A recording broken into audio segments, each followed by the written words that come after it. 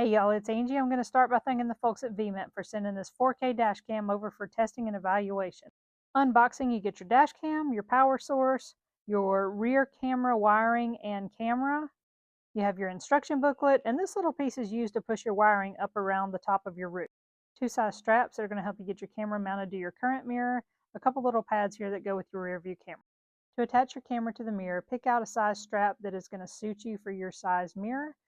Find a good placement for it, pull it tight across the back of the mirror, and hook it to the underside.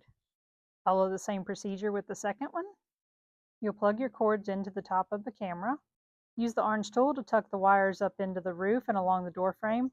If you have airbags around anywhere that you're going to be trying to push this cable into the grooves, I highly recommend professional installation. I just did a really quick install, but you can see you just tuck your cord up underneath those areas there, and then I've got it along the frame here. And then this cord plugs into the cigarette lighter. The rear camera does require just a little bit of work for installation. You'll have two screws to mount the camera wherever you want, and then the red wire here will actually go into your reverse light. This is what's going to give you access to a backup camera.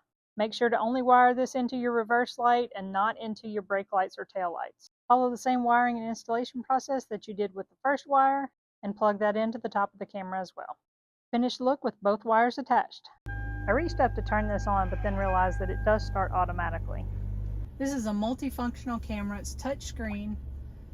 You can start recording a video just by pushing that. You can stop, you can take a picture, and then you have all of your settings. So you can, the beeping, you can turn that on and off. You can adjust the volume from the camera itself or from the mirror itself. You can turn off the sound when it boots up. You can set your language here. You can do your date and time setting. That shows up over on that side when you're running. If you're in summertime, you can mark that on. You can do your voice control on and off. This button here gives you more options as well. So this controls your crash sensitivity, your back mirror, you can turn that on or off, and if you want to enter your license plate information, you can enter that here as well. Show front camera. Okay. Show rear camera. Okay. Show both cameras.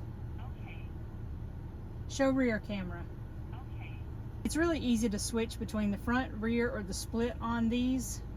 Just voice control, say what you need, and it'll flip on over there. You tap your screen and you get all of your display buttons. Now this blue folder here shows you the logs for your front camera, for your rear camera, and any images or locked videos that you have as well. So you can pan through these.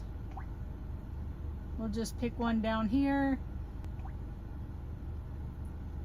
And you can scroll through them with your buttons down here on the bottom. You can pause, you can play, you can go forward or backward.